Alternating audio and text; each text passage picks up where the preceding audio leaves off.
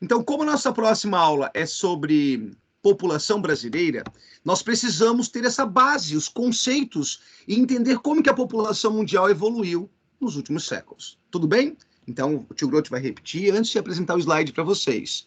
Nossa aula hoje são os fundamentos de demografia. Lamentavelmente, nosso livro cometeu um pequeno deslize. Essa aula aparece lá no final, no último livro. Então, veja, você vai discutir o que é uma pirâmide etária, o que é natalidade e mortalidade no último livro.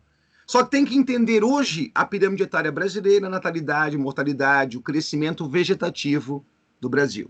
Então, nós estamos resgatando, fica bem claro, estou vendo o pessoal perguntar isso semana que vem, nós estamos resgatando um conteúdo que está lá na frente, tá? E para começarmos agora, porque eu preciso para trabalhar a parte de população brasileira com vocês. Tudo bem? Então, vamos lá. O tio Grote vai abrir aqui a apresentação para vocês. Tudo certo? Tá chegando aí para vocês, se carregou. Vamos lá. Vamos lá, vamos lá. Vocês veem a apresentação de slides aí, meus queridos, sim ou não? Deixa eu fechar aqui. Tô com uma luz solar aqui na minha cara. Estava o sol vindo aqui na minha face. Vamos lá. Sim, sim, sim. Estão todos vendo aí a apresentação. Show de bola. Bora lá, então. Então, meus queridos, nosso papo agora é este, tá? PV 1000, módulos 54 e 55, que é o comportamento demográfico geral, né? Arthur, querido, essa aula do professor Eduardo é a próxima, tá? Que eu vou gravar para vocês. Essa aula aqui, na verdade, é a introdução à demografia. Só que no livro do terceirão aparece no último módulo, módulo 28. No livro do extensivo aparece nos módulos 54, 55 e 56, que veremos depois, tá bom? Beleza? Então é só um resgate para que a gente possa avançar ali na frente de Brasil, que seria no terceirão à frente que o professor Eduardo trabalha com vocês. Tudo bem? Queridos, vamos começar então. Olha só, prestem bem atenção. Não é uma aula só sobre decorebinhas, sobre população. Não. É uma aula sobre o entendimento da evolução da população mundial, que remete à história, que remete ao entendimento até de pandemias. Isso pode ajudá-los até numa redação sobre grandes pandemias. Tá bom? Vamos lá então? Vamos lá então, vamos começar. Queridos, olha só. Deixa eu só abrir aqui nossa aula. Muito bem.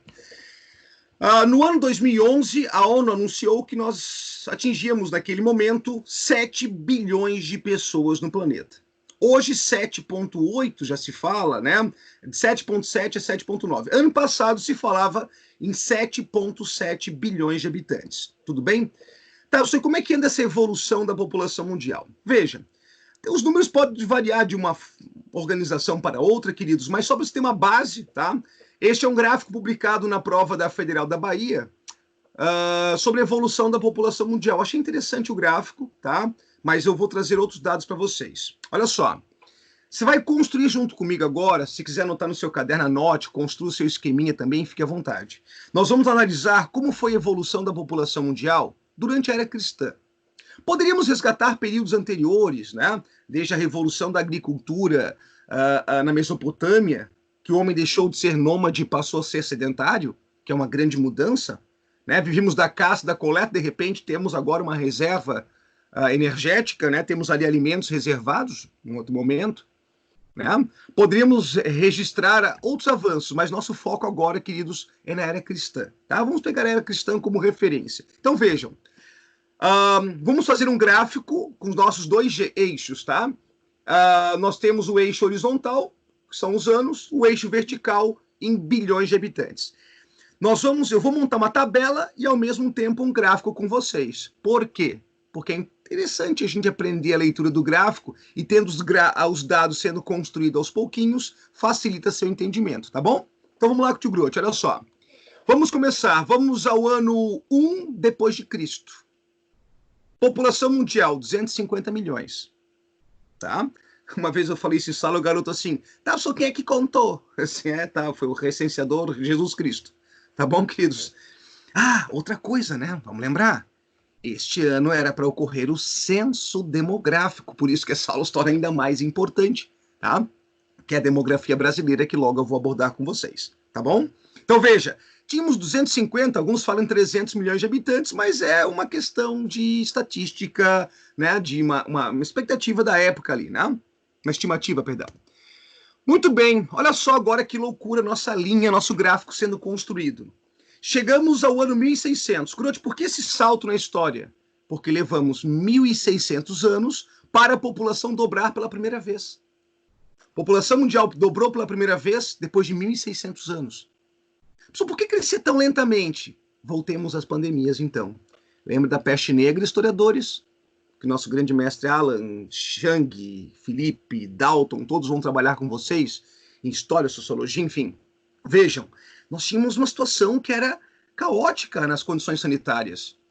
Né? A peste negra foi uma condição caótica sanitária.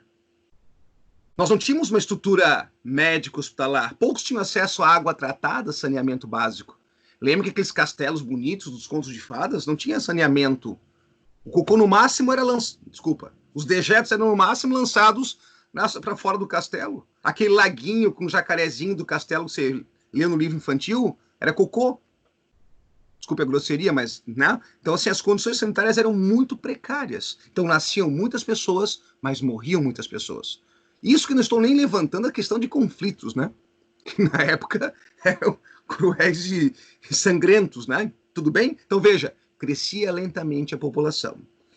De 1600 a 1804, houve uma aceleração. Veja, olha, uma baita aceleração. O que levou 1600 anos para dobrar pela primeira vez, agora dobra em 204 anos. O que está acontecendo, professor? Estamos começando a migrar para a cidade, estamos começando a conhecer uma tal de revolução industrial, que não alavancou ainda, está começando no cenário inglês, né? Mas está começando. Já ocorrem algumas mudanças, já começamos a buscar melhores condições, apesar que é da precariedade da época ainda. Tudo bem? Agora, para você surpreender. Veja, levou 1.600 anos para dobrar pela primeira vez, agora vai dobrar de novo em 204 anos, e agora vai dobrar de novo em 123 anos. Olha o nosso gráfico ali, queridos. Opa, volta. Vai dobrar de novo em apenas 123 anos. Tudo bem? Pessoal, o que levou essa aceleração? Agora sim, de 1804 a 1927, a Revolução Industrial. Tá, mas a indústria faz a população crescer? Calma, respira. Vamos com calma agora, que essa parte conceitual é muito importante. A Revolução Industrial nos levou a um processo de urbanização. Neste momento, nos países desenvolvidos. Tudo bem? Neste momento, os países desenvolvidos. Grote, o que a urbanização trouxe?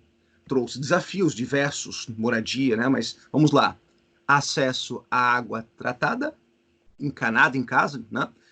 Começamos a ter pelo menos uma rede de esgoto, não tratamento, mas o esgoto era levado para longe da minha casa, então já começa a ter um acesso a uma rede de esgoto, acesso à informação, que é importante, apesar de que hoje, diante de uma pandemia, alguns desprezam as informações, mas, vamos lá, acesso à informação.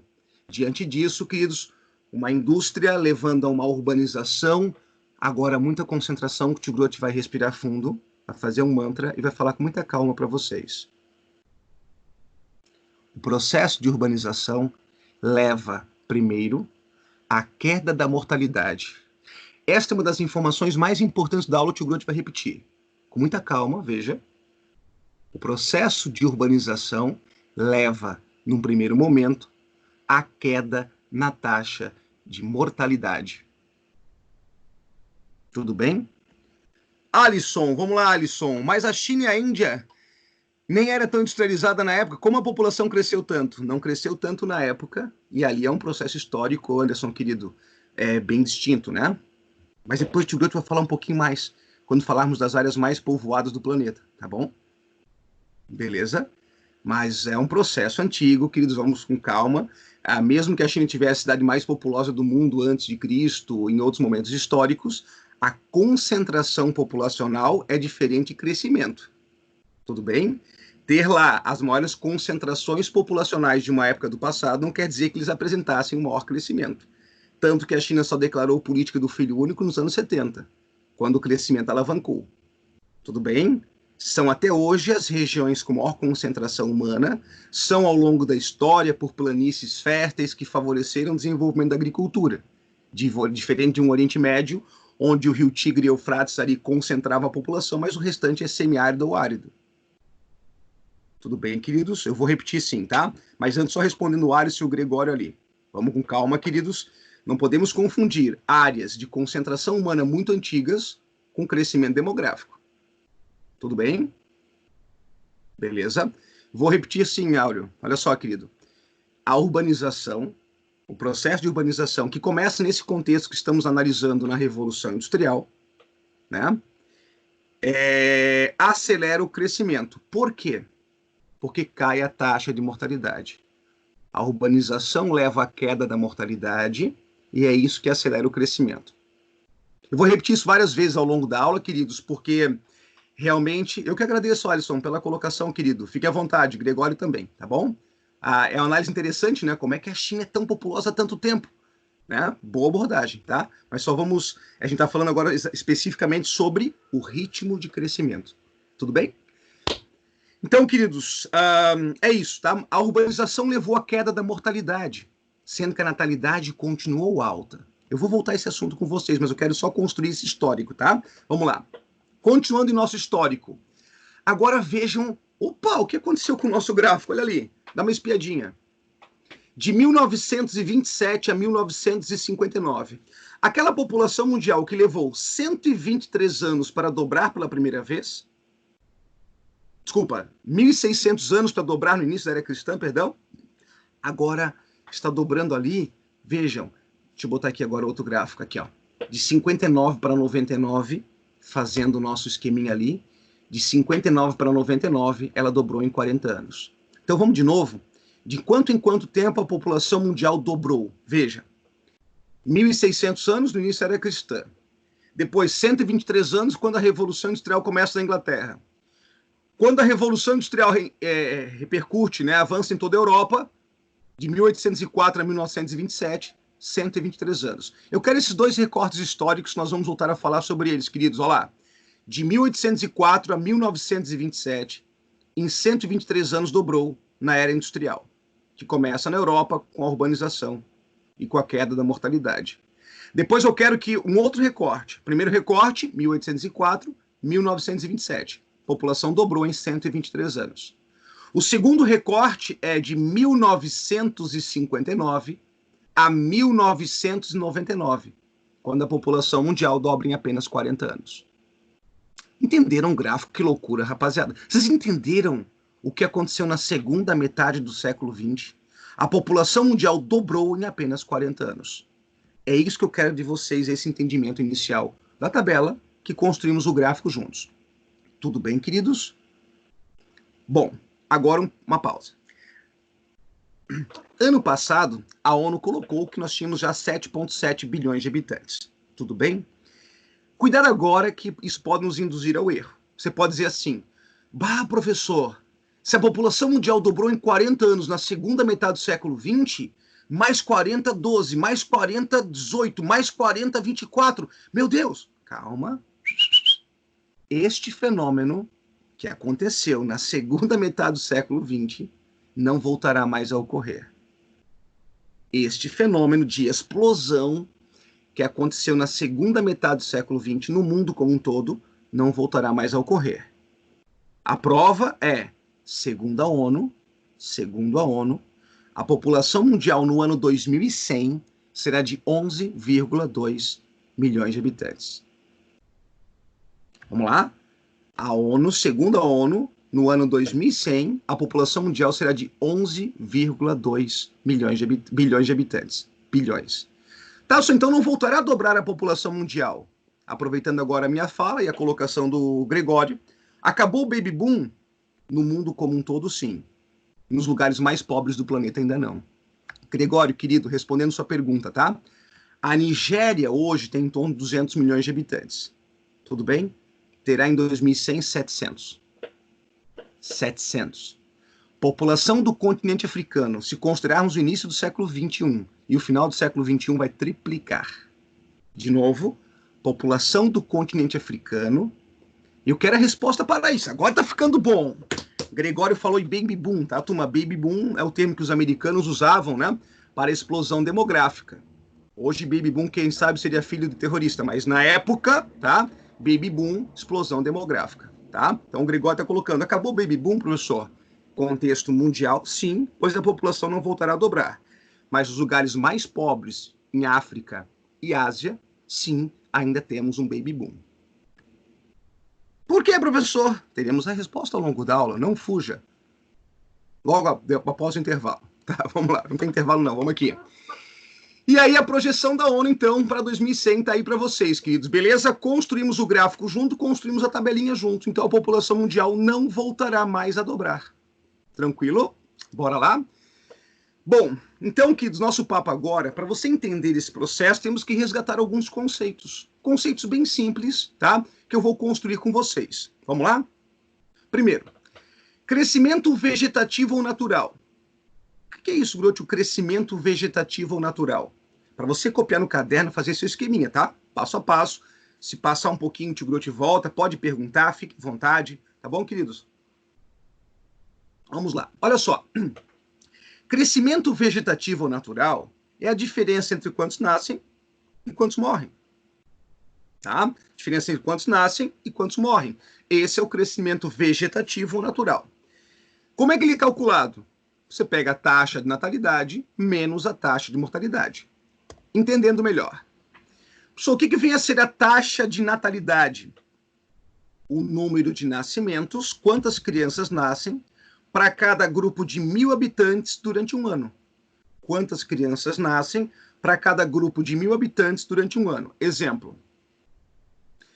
No ano passado, eu moro no bairro Ribeirão da Ilha. Digamos que no Ribeirão da Ilha, viva lá, né, tenhamos 1.000 pessoas. Quantas crianças nasceram lá no ano passado? 14. Então nasceram, olha lá, 14 por 1.000. Esta simbologia que você vê no 14 ali é por 1.000.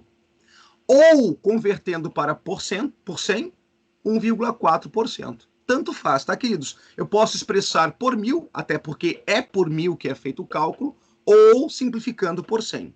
Tudo bem? Então, taxa de natalidade é quantos nascimentos nós temos por 1.000 a cada ano. Tudo bem? Já a mortalidade segue a mesma lógica, né? Quantas pessoas neste mesmo grupo de 1.000 morreram ao longo de um ano? Quantas pessoas nesse mesmo universo de 1.000 pessoas morreram ao longo do ano? Digamos que morreram 6. Então, são 6 por 1.000 a simbologia, veja, ou 0,6%, que matematicamente dá na mesma. Tudo bem? Então, veja, nasceram 14 no meu bairro de 1.000 habitantes durante um ano. Morreram 6. Qual foi o saldo? Qual foi a diferença? Esta diferença é o crescimento vegetativo natural. Tudo bem, queridos? Beleza? Esta diferença é o crescimento vegetativo natural, que foi de 8 por 1.000. Ou seja, traduzindo, se o seu bairro tinha, em 2019, 1.000 habitantes, nasceram 14, morreram 6, né? O que nós temos de diferença, 8. Então, este ano, seu bairro, em tese, tem 1.008 habitantes. Tudo bem, queridos? Conceito fácil? Sim. Natalidade e nascimentos por 1.000 durante um ano. Mortalidade e mortes por 1.000 durante um ano. Tá? Que eu posso converter em por 100 também. Deixa eu dar uma olhadinha no chat aqui, vai. Professor, essas previsões feitas pela ONU em relação à população levam em consideração possíveis pandemias? Deixa eu me achar aqui. Possíveis pandemias, cadê? Deixa eu ver mais aqui. Como a de agora, por exemplo. Olha, não. Não, tô brincando. Eles avaliam, né, as possibilidades. Já tivemos, né, o H1N1, já tivemos vários outros casos aí. Existe, sim, algumas quebras, né? Mas, às vezes, foge um pouquinho da curva estatística, Rafaela. Tá bom, querida? Né, tem um peso, mas não vai ter uma ruptura. Pode haver um pequeno desnível ali, mas uma ruptura não, tá bom? E posso ser honesto, Rafaela? Previsões a longo prazo. Vou te dar um número, Rafaela, já que você perguntou e a sua pergunta é pertinente. No ano de 1970, a ONU fez uma previsão que no ano 2000 seríamos 10 bilhões de pessoas. E chegamos no ano 2000 com menos de 7. Então, previsões a longo prazo são um pouco perigosas. Mas é que nos anos 70 nós vivíamos o tal do baby boom, a explosão. Então, a ONU fazia previsões meio diferentes do que temos hoje. A gente avança nos estudos, tal. Então, pelas perspectivas que temos hoje, por um comportamento já consolidado em países desenvolvidos, em transição em países emergentes e também em países periféricos, a gente tem uma noção do que acontece com a população mundial. Porque se voltássemos ao século XVIII, falaríamos com um tal de senhor Malthus, que falava em PA e PG, logo mais vamos falar sobre ele. Tudo bem? PA e PG. Então havia sim, né, previsões diferentes. Hoje nós temos mais informações para poder lidar com previsões mais seguras, tá bom, querida? Ana Júlia, essa parte da população da África continuar a crescer. Rafaela, né? Que Ana Júlia agora, crescer demais, não tem relação com as fases da transição demográfica? Muito bem, Ana Júlia, isso aí que o tio Grote vai falar para vocês. Haha, mandou bem, vamos aqui, ó. É sobre isso aqui que nós vamos conversar agora. Tá lá, ó. Né? Tá aqui o conceito bonitinho para vocês, só vou pedir uma coisa agora. Crescimento vegetativo ou natural é a diferença entre quantos nascem e quantos morrem. A taxa de natalidade é o número de nascimentos para cada 1.000 habitantes durante um ano. Mortalidade, mortes por 1.000 habitantes durante um ano. Só não confunda uma coisa agora, por favor. Pegadinha. Professor, o que é taxa de fecundidade ou fertilidade? Filhos por mulher em idade fértil. Filhos por mulher em idade fértil. 15 a 49 anos para alguns, 15 a 45 para outros, enfim, idade fértil. No Brasil, vou dar 2 números para vocês. Em 1960, a taxa de fecundidade brasileira era de 6,3 filhos por mulher. Você não vai decorar isso, é a próxima aula. Mas vamos lá, aula de Brasil no caso. A taxa de fecundidade no Brasil era de 6,3 filhos por mulher em 1960. Hoje, está chegando abaixo de 1,7. Então, escute. Natalidade, Grote, e fecundidade é a mesma coisa? Não. Natalidade é o número de nascimentos. Fecundidade, o número de filhos por mulher. Ficou claro que são entes distintos, queridos? Fecundidade e filhos por mulher em idade fértil. Hoje, a mulher brasileira tem em média 1,7 filhos. Uma média, evidentemente. Tudo bem? Então são diferentes. Sim, mas caminham juntos. Por que caminham juntos? Se nascem menos crianças, as mulheres têm menos filhos. Então, se as mulheres têm menos filhos, nascem menos crianças. Então, são índices distintos, mas caminham juntos. Se reduz a natalidade, porque está reduzindo a fecundidade também. Tranquilo? São distintos, mas caminham juntos. Vamos continuar. Agora sim, vamos para um segundo gráfico, queridos. Ele é um pouquinho mais complexo, mas esse gráfico ele é fundamental para entender tudo que eu expliquei até agora. E vocês vão construir de novo o gráfico junto com o tio Grote, passo a passo, e vão tirar dúvida aqui no chat, tá? Beleza? Combinado? Fazer igual a minha professora do meu filho de 8 anos. Combinado, gente? Combinado, daqui a pouco eles vão lá e mudam tudo. Pergunta atravessado, abre microfone, é uma festa aquilo. Eu me divirto. Meu Deus, eu tenho uma paz aqui com vocês, educadinhos, no chat. Queridos, bom dia, Grote. Né? Lá é o visão do apocalipse. Combinado, gente? Tá bom, vamos lá então. Queridos, construindo o gráfico de novo, olha lá. Temos um eixo horizontal, que seria o tempo, e um eixo vertical, que o tio Grote não botou ali, mas é por 1.000, tá? Por 1.000. Mas só para ter uma referência, o importante é você fazer a leitura do gráfico com o tio Grote. Vamos voltar um pouquinho na história. Vamos a período lá, Idade Média, pode ser. Como é que era o comportamento, Grote? Na Idade Média da natalidade, olha para o gráfico, tio Grote, concentra para a tela.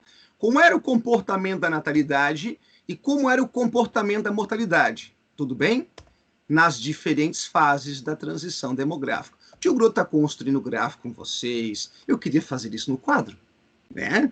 Lembra? Era bem legal, né? Dava tempo de copiar. Agora você faz um print da tela. O primeiro print está aí. Sejam espertos, né, pô? Tô brincando aqui. Olha lá, segundo print, as fases. Olha que beleza, depois você constrói um esqueminha bem bonito. Queridos, brincadeira à parte, vamos à primeira fase. Grote, como que é a primeira fase do comportamento demográfico? Olha a natalidade. Alta. Idade média, alta natalidade. Mortalidade, também alta. Era a fase onde nasciam muitos, mas morriam muitos. Tudo bem? Nasciam muitos, mas morriam muitos. Ô, Grote, por que a mortalidade faz esses sobressaltos ali? Idade média? Né? De repente vinha peste negra, a mortalidade subia. De repente estabilizava. Nós vivíamos guerras e epidemias mais frequentes ou mais intensas. Tudo bem, queridos? Imaginem hoje o vírus, o COVID, a Covid-19, o SARS-CoV-2, né? Se fosse há 200 anos, sem respiradores, sem UTIs. Você tem noção disso, molecada? Vamos lá. Nós temos que nos preservar para que a estrutura médico-hospitalar dê conta. Hoje a discussão é essa. Tanto que o secretário de saúde aí de Florianópolis estava chateado, né? Porque viu as praias cheias, viu a beira-mar cheia e disse, pô, vocês estão fazendo piada? Foi a fala dele. Então, nossa preocupação hoje é, os serviços de saúde têm que dar conta. Se eles derem conta, nós teremos menos mortes. Agora, imagine o SARS-CoV-2, né, a Covid-19 hoje, levada há 200 anos, sem UTI, sem respirador, sem todos os fármacos que temos hoje. Entenderam como seria mais grave? Obrigado. Entenderam que essa aula é atual para vocês? Então vamos, vamos lá. Essa é a primeira fase. Como é que a gente chama essa fase, Grote? Primitiva? Primitiva? O eixo vertical, querido, é a taxa de crescimento por mil, tá bom, Elisa? Perdão. É a taxa de crescimento por mil, o tio Grote não botou ali, né? Tá bom? Taxa de crescimento. Valeu, querida. Olha só, então essa fase é primitiva. Vivíamos no campo, na época que o brasileiro nadava no esgoto, né? Hoje não mais. Aí o que acontece? Segunda fase. O que acontece, Grote? Segunda fase, queridos. A natalidade continua alta, mas a mortalidade despenca. A natalidade continua alta, mas a mortalidade despenca. O que está acontecendo aqui, Grote? Aqui, queridos, é a fase da urbanização. O que leva à queda da mortalidade é a urbanização, está expresso no gráfico. É a segunda fase. Que nós vamos chamar de fase da explosão demográfica, o que o Gregório lembrou aí do baby boom. Porque, olha a diferença, a natalidade continua alta, continua nascendo quase 40 por mil, só que a mortalidade cai para menos de 10. Então o saldo se torna muito elevado. Esta segunda fase é quando eclode o processo de urbanização. Para que entendam, para quem perguntou, ficou claro por que África... Bom, agora a pergunta, quero ver quem está entendendo. Vou atrasar 5 minutos a aula hoje. Vamos lá. Eu quero ver quem está entendendo. Por que a África, então, vai enfrentar a explosão demográfica ao longo do século XXI? Estou aguardando.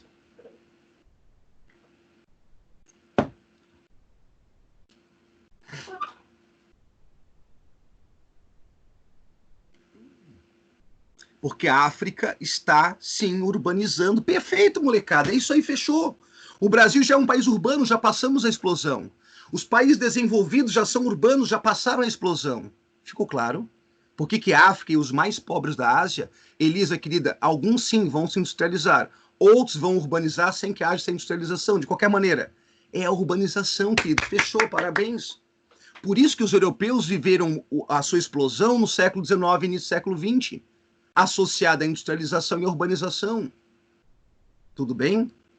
E por isso que muitos nossos tataravós, bisavós vieram para cá. Porque a Europa vive uma situação adversa no final do século XIX.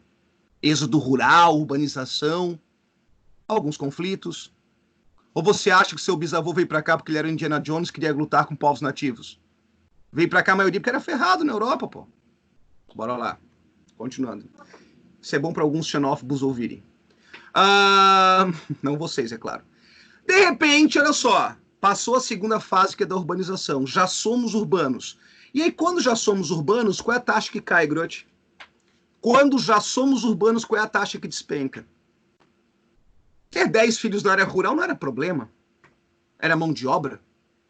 Minhas duas avós tiveram 6 filhos. Quantos filhos avós de vocês tiveram? Reflitam. Quantos filhos os avós de vocês tiveram? Quantos filhos os pais tiveram? Já responde, Isabela. Quantos filhos os pais tiveram? E quantos filhos vocês pretendem ter? Vou falar meu caso, tá? Meus avós, 6. Meus pais, 3. Eu, 1. respondendo a pergunta, antes que corra aqui muito chat, queridos, da Isabela, só um pouquinho. O Brasil não viveu na mesma época a transição. Não, já vamos falar sobre isso. Bem observado, Isabela. Vamos lá, queridos. Minha mãe teve mais que a minha avó. Ah, pessoal, vamos lá, tem os pontos fora da curva também, né? Vamos lá. Já me quebraram várias vezes. Ah, minha mãe teve 5, minha avó teve 2. Eu sei, pessoal, tem casos, né, casos, né? Mas vamos lá, de um modo geral, né? Aí, na terceira fase, a mortalidade, deixa eu passar aqui um pouquinho, perdão. Opa, aqui. Aí a mortalidade já é estável. A terceira fase é do Brasil. Tudo bem, queridos? E a quarta fase estão os países desenvolvidos. Então agora vamos nomeá-las com calma. Segunda fase, ó, a fase moderna. Opa, aqui. A quarta fase é a fase moderna de estabilização. Grote, o que acontece mesmo na segunda e terceira fase? Vou mapear com vocês. Vamos com calma agora. Eu vou apresentar agora a vocês, queridos, a curva de crescimento. Eu não aguento mais ver curva de crescimento, professor. Tá bom, eu sei. Tá, mas vamos lá. É a curva de crescimento demográfico. Percebam, lá na primeira fase, agora olha para a tela, esqueçam tudo aí que estão fazendo, olha para a tela. Na primeira fase, nasciam muitos, mas morriam muitos. O crescimento era lento, lembra? Na Idade Média, a população crescia lentamente. De repente, com a urbanização que ocorre na segunda fase, cai a taxa de mortalidade e acelera o crescimento. Olha os pontilhadinhos vermelhos que é o crescimento, olha lá. Acelera o crescimento. Na terceira fase, quando cai a taxa de natalidade, pois já somos urbanos, não mais começando a urbanizar, já somos urbanos, aí o que acontece? Com a queda da taxa de mortalidade, desacelera o crescimento. E a estimativa para a quarta fase, que é onde estão os países ricos, onde nascem poucos e morrem poucos, tem países como o Japão que a população já está diminuindo. Vamos lá de novo? No Japão, na Romênia, na Bulgária, a população já está diminuindo. Então, veja, lá, turma, já estabilizou, que é a fase da demografia moderna. Tudo bem? Ana Júlia, como a população atingiu o platô? Platô, você está pegando a Covid. Na fase moderna, tem a tendência de diminuir na fase posterior, e isso, querida, bem observado. Alguns podem cogitar uma quinta fase, onde já há uma diminuição. Na verdade, a maioria trabalha só com essas 4, tá bom? Mas sim, já há uma discussão sobre um quinto momento, onde já começa a diminuição, como já está ocorrendo no Japão. Tudo bem? Queridos, até eu coloquei ali, há uma discussão sobre quinta fase, tá bom? Agora, uma leitura importante. A linha vermelha é a taxa de crescimento, tá bom? Que acelera na segunda fase, reduz na terceira e se mantém na quarta. Lendo o gráfico, esse gráfico é muito importante, calmamente. Primeira fase primitiva, nascem muitos, morrem muitos. Segunda fase, explosão. Terceira fase, redução do crescimento. Quarta fase, estabilização. O que eu quero que entendam agora, queridos, é o seguinte. Vocês observaram, eu vou tirar, eu vou tirar uma informação e vou colocá-la novamente. Aí estão as 4 fases da transição demográfica, tudo bem? Do comportamento demográfico. Alguns autores vão dizer para vocês que a transição mesmo ocorre na segunda fase e terceira fase. Então, se houver uma leitura como segunda fase como primeira fase de transição e a terceira fase como segunda fase de transição, pode ser. Sabe por quê? Veja, perceberam que na primeira fase há um comportamento comum, não há grandes mudanças? Perceberam que na quarta fase há um comportamento comum, sem grandes mudanças? Quando que ocorrem as mudanças? Na segunda e terceira fase. Então, as mudanças, ou seja, a transição, ocorre na segunda e terceira. Vou apresentar-lhes um gráfico que está no nosso livro. Olha o gráfico que está no nosso livro.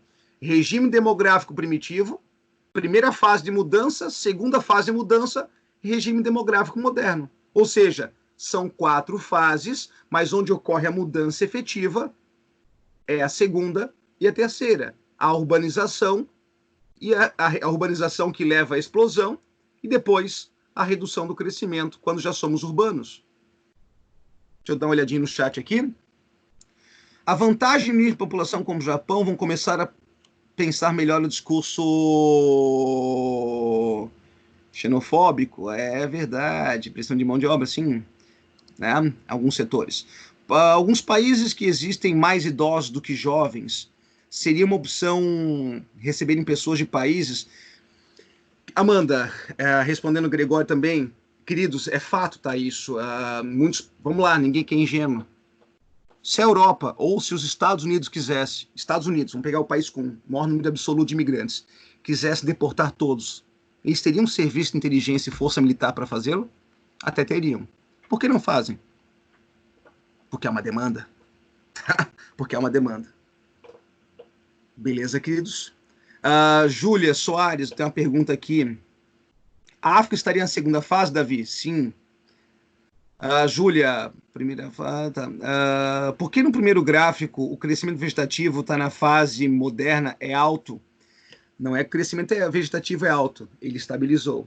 Ali é o ritmo de crescimento. Tá, Júlia? Eu sei que não ficou legal assim, mas é o ritmo de crescimento, tá bom? Que eu havia colocado ali. Aqui é o crescimento natural efetivo. Tá bom? Só que mostrar que houve uma estabilização, que alguns gráficos fazem essa leitura, tá bom? Professor, por que as taxas de mortalidade na Europa tendem a crescer pouco? Tá, vamos ver agora outros gráficos aqui. Vou falar sobre natalidade e mortalidade para a gente poder fechar esse conteúdo tanto frito, rapaziada. Aula interessante. Tá, vamos lá agora. Perguntinha importante. Depois pode botar as perguntas no chat só para eu fechar o raciocínio, tá? Fatores que contribuíram para a redução da taxa de natalidade. Por que temos menos filhos hoje? Por que temos menos filhos hoje? Número 1. Essa expressão já apareceu na prova da Federal, tá? Inversões econômicas. Como assim inversões econômicas, Grote? Nós vivíamos mais no meio rural. Ter 10 filhos não era problema, era mão de obra. O guri fazia 8 anos, ganhava uma enxada de presente. Ó, vai brincar no playground.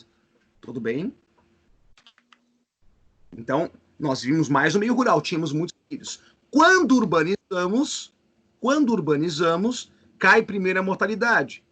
Mas quando já nos tornamos urbanos efetivamente, há uma inversão econômica. Criar um filho na cidade tem custos diferentes do que no campo. Então, essa é a inversão econômica, até mesmo do custo da criação dos filhos. Maior participação da mulher no mercado de trabalho. Apesar de toda a segregação por gênero que ainda existe, e é lamentável que as mulheres ganhem menos, têm dificuldade de acessar postos de comando, que é bizarro, e na política, infelizmente, também. Tá? Mulheres participem mais da política, por favor. Porque até agora só os homens comandaram, fizeram um monte de cagada. Tô brincando, mas vamos lá. Então vejam, a mulher no mercado de trabalho, minhas duas avós eram donas de casa. Uma até trabalhou fora um tempo, mas eram donas de casa. Tudo bem, queridos, naquela perspectiva, né, que ainda para muitos ainda persiste, patriarcal, machista no nosso país, no mundo como um todo.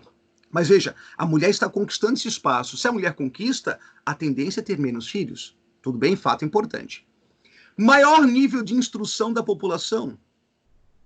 Já temos perguntas e respostas. Pessoal ativo, 1960, isso mesmo. Maior nível de instrução, isso é provado, IBGE aprova pra gente. Quanto maior o grau de escolaridade, menos filhos. Tudo bem, rapaziada? Vamos lá, queridos. Vocês querem fazer sua graduação, sua pós-graduação? Né? Será que você vai passar para medicina agora? Você vai ter filhos durante os 6 anos de curso? Mais os 2 anos de especialização? Você vai ter filhos nesse período? Mais difícil, concorda ou não? Então, o grau de escolaridade interfere. Até por noção de acesso, né? Casamentos mais tardios. Opa! Era comum uma jovem da idade de vocês já estar se casando no passado. Hoje vocês querem garantir primeiro a sua formação acadêmica ou não? Né? Garantir o acesso ao mercado de trabalho, não é isso, molecada? Então os casamentos estão mais tardios. Isso pesa também. Planejamento familiar. E aí, queridos, o tio Grote não colocou aqui, eu pedi para vocês colocarem, acesso aos métodos contraceptivos. A Ana Júlia fez uma consideração ali, veja. Pode-se associar a invenção do anticoncepcional nos anos 60 como um fator que contribuiu para reduzir a taxa de natalidade? Decisivo. O discurso que veio com ele é que é perigoso, mas nós vamos conversar. Eu queria fazer isso hoje, mas vai ficar para o nosso próximo encontro. Sim, querida. Pílula, DIU, diafragma, né? Todos esses métodos contraceptivos contribuíram decisivamente. Por quê? Eu estudo mais, estou no mercado de trabalho, tenho acesso à informação. E o acesso à informação que eu tenho é que existem esses métodos todos que eu posso fazer uso para planejar o meu crescimento. Então coloquei que o tio Grote não colocou ali, me perdoem. Acesso aos métodos contraceptivos. A difusão desses métodos, que a Ana Júlia bem lembrou, que a pílula surgiu na década de 60. Tudo bem? E encerrando nossa aula agora, queridos, mais um slidezinho só, vou pedir para segurarem os exercícios do estudos, tá? Para quando chegar a próxima aula gravada para vocês, vocês me perdoem. É que esse assunto é de extrema relevância, sobretudo diante de uma pandemia, queridos. Tá bom? Por favor, na próxima aula ao vivo eu retomo as dúvidas, tá bom? Isso aqui é essa aula de grande relevância para entender Brasil, entender mundo. Ela é a base conceitual. Entenderam que nós falaríamos do crescimento vegetativo brasileiro sem falar disso aqui? Impossível. Então vamos lá, agora para fechar nosso raciocínio e fechar nossa aula, tá? Fatores que contribuíram para a redução da mortalidade. Por que morremos menos? Obrigado pelo perdão, Elisa. Vocês são safados, né? Ah, pessoal se fera aqui, ó. Ó, até me deu uma tosse. Deixa eu dizer para vocês, tive sinusite semana passada, uma dor de cabeça terrível aqui, ó. Morri de medo, não passava nem Wi-Fi, como diz a galera. Será difícil, mas vamos tentar. Nossa, quanta caridade. Como você é uma pessoa boa, Rafael, não faz assim que te vai, não deixa constrangido. Tá, vamos, continua. Por que morremos menos? Vou dar um número para vocês entenderem. Sabe aquele tio do churrasco que diz assim: antigamente não usava cinto de segurança, não tomei vacina, fumo, bebo, tô aqui, ó, 75 anos. Ele é um Highlander. Ele é uma exceção à regra. Outros que dizem por aí que o brasileiro nada no esgoto, tá ok? Isso é bizarro. Molecada, em 1940, um brasileiro vivia 45 anos. Hoje vivemos 76. Vamos com calma. Em 1940, é certo que existem exageros. Meu filho já tomou banho até no mar aqui em Balneário Camboriú, vejam, para ter uma boa imunidade. Comeu areia já, lá eu vi ele comer areia, disse, come areia, depois qualquer coisa dá um antibiótico aí. Lógico, não vou ter o excesso, né, rapaziada? Mas não vou também mergulhar meu filho no esgoto, ó, Highlander, não morre mais. Claro, se sobreviver. Então, vamos deixar bizarrices de lado. Em 1940, o brasileiro vivia 45 anos. Hoje, ele vive 76. Por que vivemos menos? Por que morremos menos, melhor dizendo? Acesso ao saneamento básico e água tratada, queridos. Ei, isso aqui é fundamental. Pesquisem com os nossos mestres de biologia quais são os principais motivos de mortalidade em África. Tá aqui, ó. Tá? Falta de saneamento básico e água tratada. Que vieram junto com a urbanização. Por mais sua vozinha diga, a vida boa era no campo. Não tinha nem sanitário em casa, pô. Fazia cocô no fundo do quintal numa patente. Vamos com calma, tá? Sim, a vida no campo é mais em paz, mais calma, mas precisamos de melhorias também. Aumento da produção de alimentos. Eu sei que a população passa fome no mundo, turma. São mais de 800 milhões de pessoas com fome. Com essa pandemia deve até aumentar, lamentavelmente. Mas nós temos uma segurança alimentar.